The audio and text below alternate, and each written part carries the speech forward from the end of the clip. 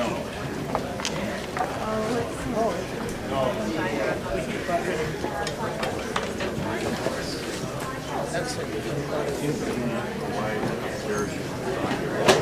finance too.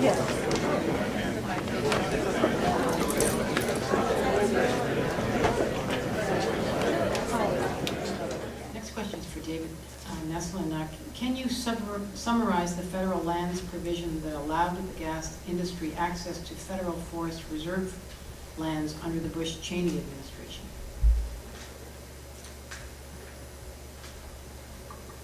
Yeah. You know, the United States has several federal public land laws which basically provide that most federal land, which is largely located in the western part of the United States, is to be used for multiple purposes. And one of these purposes is energy development, oil and gas development. And so although federal agencies manage that development and they lease out those rights and then they have to approve particular development plans or proposals, ultimately a lot of that land is available for leasing and for development. Now that said, interestingly, in Colorado, a relatively small amount of oil and gas development occurs on federal land. Typically, about 10 to 15% of the wells that are drilled each year are drilled on federal land. 85% of the wells drilled are drilled on private land in the state. Another question to you, David. Has there been any public polling or anecdotal information regarding the public's satisfaction with Colorado's new rules? And if so, what does that polling show? It's a good question. There was a poll taken last week, or at least reported in the press last week, to the effect that a majority of Colorado citizens who were polled thought that the regulations on oil and gas development should be tougher. That there was a need for more restrictive environmental controls on oil and gas development. Now, how much of that is a reaction to what we've seen in the Gulf, which is not readily translatable to our situation in Colorado, or to other factors, how much of it's informed by what people are seeing in the media, is difficult to know. A couple of things that are meaningful to me. The number of complaints we've seen in the last year has decreased significantly in the wake of these new regulations. Second, the EPA hearings, which have been occurring around the United States in different areas, and have been quite confrontational and quite heated in some areas. In New York, I think there were over 1,000 people that had to be moved a couple of times for security reasons. In Texas, they had over 800 people at a hearing that was, again, very emotional. Pennsylvania had a number of people at a hearing. We had a hearing in Denver about 2 months ago as part of this process. Only about 300 people attended. It was the most poorly attended of the hearings held around the country. Only about 50 people spoke.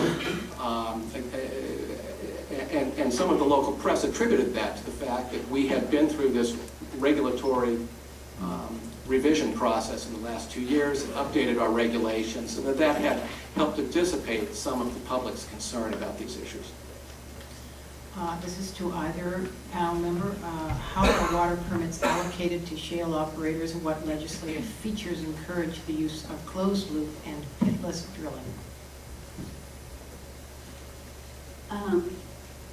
The first question had to do with water withdrawals, or How are water permits allocated to shale operators?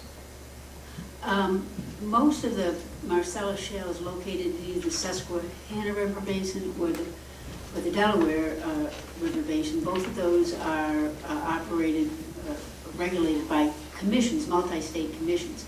They give approvals for water withdrawals. In our draft environmental impact statement, we actually go, and I think they do a good job, they've historically done a good job, and they're challenged as we are, and looking at what needs to change with Marcellus Shale. Under our environmental impact statement, we have come up with a tougher standard, which is all about flow regimes, as somebody talked about earlier. It isn't so much the quantity of water, it's where you take it and where you take it from and when you take it. So that accounts for low flows, seasonal changes, and protecting habitat and other environmental impacts. As for the closed loop system, yes, our draft environmental impact statement would require the use of tanks as opposed to pits on site for flowback. There would be an exception for multi-well pad pits to facilitate recycling, but those would have to undergo yet another environmental impact analysis. You know, from Colorado's standpoint, water traditionally has been a commodity in the state. And so unlike some of the eastern states where it's tied more closely to the point of origin, water is diverted and withdrawn for multiple uses, treated as a commodity, and those uses are permitted by the State Division of Water Resources. And water use to this point has not been a big issue in the state of Colorado, as big as in the Northeast, for example. That may change as shale development proceeds because the quantities of water being used will increase.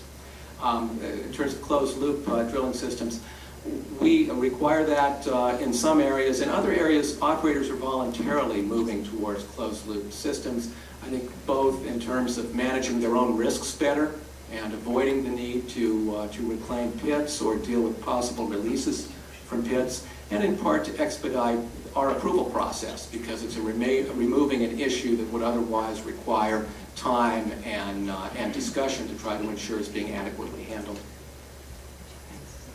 With that, I think we're going to break for lunch. We'll see everyone back at 1:30. I want to thank these panel members. Thank you so much.